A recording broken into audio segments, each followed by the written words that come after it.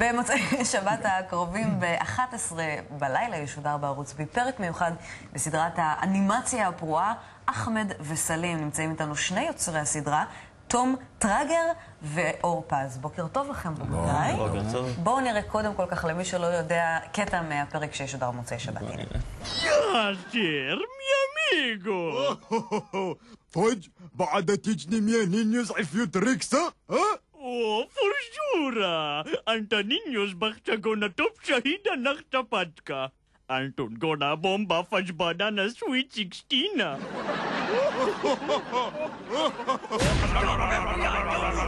Osama bin Laden, you're under arrest for suspicion your involvement in the events of September 11. We finally located you through a security breach in your network connection. Faj? Fajhawa!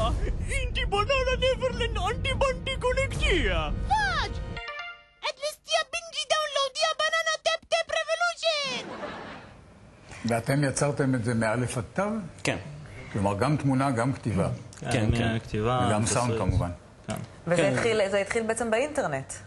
כן, הרי זאת במה הייתה לנו. גם העובדה שאנחנו עושים הכל זה בגלל שאין לנו אנשים אחרים, אז אילצנו את עצמנו ללמוד את כל הדברים האלה. כן, פשוט הבנו שעם שיתוף פעולה של שנינו אנחנו פשוט יכולים להרים את הדבר הזה. אמרנו למה לא. וזה גדל וצמח לבד, אבל יש סדרת אנימציה שזה מזכיר אותה מאוד, מאוד מצליחה בארצות הברית. איזה, הסימפסונס? לא, סאוט פארק.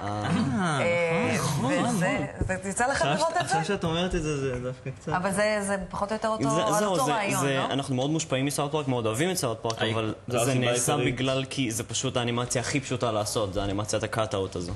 אם זאת הייתה אנימציה טובה יותר, אז פחות היו משווים את זה לסאוט פארק. זה משהו שלמדתם אגב? לא, לימדנו את עצמנו. לבד? כשאתם יצאתם בימי שישי למסיבות, אנחנו נשארנו בבית ולימדנו את עצמנו. אתה מבין אותנו. אבל איך בעצם המיזם הזה גדל והתפתח, כמו שהתחלנו לדבר על זה קודם, מהאינטרנט לטלוויזיה? כן, אנחנו פשוט... היו לכם המון גולשים שצפו בזה, לא? אנחנו עוד לפני זה, היה לנו, אנחנו כאילו מוכרים בשם שוגר זזה, והיינו עושים מערכוני וידאו קצרים לאינטרנט. ומשם התחלנו לחשוב על רעיונות של, רצינו בעיקרון ממש להשפיל אנשים ולצחוק על הדברים.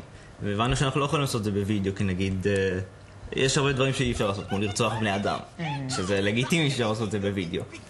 אז הבנו שבאנימציה אנחנו יכולים לעשות את זה, אז התחלנו יותר להתפתח בכיוון האנימציה. ואז חשבנו על הרעיון הפסילי הזה, ושם זה התפתח. ציפיתם אבל שיהיו כל כך הרבה גולשים שהתעניינו? לא, בשום צורה, לא. כשחשבנו על הרעיון אז כל כך התלהבנו ממנו ואמרנו בוא נתחייב לעשות 4 פרקים, לא משנה כמה זה לא מצליח, לא משנה כמה נרגיש מושפלים שאף אחד לא רואה את זה, נעשה 4 פרקים ובסוף הפרק הראשון הגיע לכמה? לא יודע כבר. מיליון. זהו, היינו בטוחים שכאילו נעשה את זה פשוט 1,000 וישירו את זה. שביוטיוב זה גם מאוד סביר 1,000, זה יפה מאוד 1,000. מכל מה שיצרתם, איזה פרק אתם אוהבים במיוחד? פרק 4. אנחנו יכולים לתאר מה... ממש הסכמה כללית כזאת פרק 4. שבו מה יש? זה פנטזיה שלנו. יש איזו פנטזיה שלנו. כן, אבא שלהם הוא הרי שונא יהודים, והוא מלמד את הילדים שלו שאם הם רואים יהודים צריכים לראות בו. ויום אחד הוא מתעורר בבוקר ומגלה שהוא רבי, עם הזקן.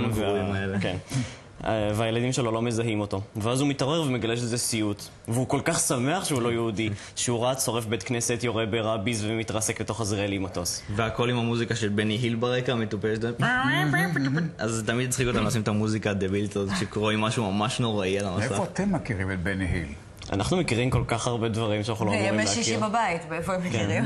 מושפעים מפייתון, אבל מה שבאמת זה הזכיר לי, מה שעכשיו סיפרתם, זה באמת מה העלילה ברעיון הגדול בעצם של הסדרה הזאת? אבא שלהם, של אחמד וסלים, הוא טרוריסט קיצוני, שונא אדם, והוא רוצה שהילדים שלו כמו יהיו שהידים, יתפוצצו באוטובוסים וירצחו יהודים. אבל הם לא עושים את זה, כי הם יותר מתעניינים בדברים המערביים, הנרדים יותר, פייסבוק, נינטנדו ווי. ובגלל זה כל הניסיונות שלהם לפגע נכשלים כל הזמן. כן, בכלליות הם גם לא מבינים את כל האידיאולוגיה מאחורי זה בכלל, הם סתם ילדים. אחמד וסלים במוצאי שבת, שיהיה לכם עוד בהצלחה. תודה רבה. וזה בביבי שודר. תודה רבה. זה יהיה טוב.